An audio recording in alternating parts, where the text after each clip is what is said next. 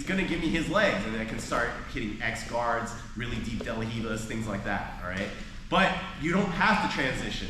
You can fight fully in collar sleeve and not have to go to anything else, all right? So, I'm gonna go into like the specifics of what you need, the small details, the things that separate a brown belt from a black belt, all right? It's these small little details. So first, the grips, all right? It's not that simple. There are different grips and some are better than others. So a traditional collar sleeve, I'm gonna have foot on the hip, foot on the shoulder, sleeve grip, collar grip, okay? But let's dive a little bit more into that, all right? So for the sleeve grip, I don't want just kind of hanging out here. First of all, thumb in, roll out, right? But I want a little bit closer to his thumb. I want to kind of rotate more towards his thumb because I want to be able to turn him like this easily, all right? Next, the collar grip. I want to be right on his collarbone. With his collarbone, if he tries to push forward, this is a full frame. He can't go any further than this. If I go down towards like soft tissue, he can like fold me in. If I go too high, he can kind of sneak by and then I'm in this position. Right here, push in, now. Complete wall, all right? So, and being up high like this gives me very strong pull, very strong like that, okay? Now, my feet, I want a foot on the hip, toes pointing outward. I want my heel to drift a little bit downward like this. For a similar reason that I have the collar grip. He cannot push through this, it's impossible.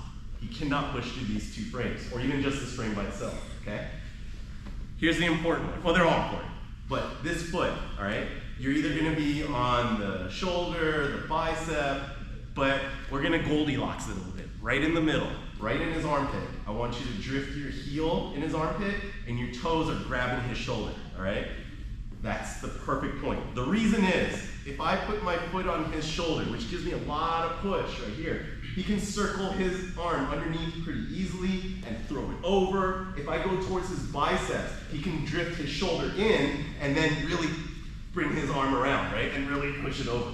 But if I get it right on his armpit, right in the middle, he can't really do much. Now, go, under, over, nothing. All right, this makes it very difficult for him to attack. Will he eventually get through? Yeah, but I'm not just sitting here watching him as he does that, as he struggles to try and get around. I'm gonna be attacking, okay? But this is your best point. Now, other situations, other angles, they're not wrong, but this is where I want you to start like this, just like this, okay? From here, I want you to start, let's start in closed guard. I want you to go double sleeve first. Start in double sleeve, all right? Put a foot on the hip, your other leg goes over almost into a lasso, but you're getting into that point of the armpit where you grab it, okay? Once you have this right here, foot on the hip where I want it, foot on the armpit where I want it, you're gonna let go of the lasso, grab the collar, and be right in the collar sleeve. From here, I want you to make sure you pull the elbow in front of your lap, in front of your thigh right here. Once you have that, you have everything. Once his elbow's resting right here, he cannot pull that away because you're blocking with him. I can always bring it up higher by lifting my hips. He's stuck in here. And then from here, a final pull on his shoulder, throw your leg over, cross his arm, and finish the triangle, okay?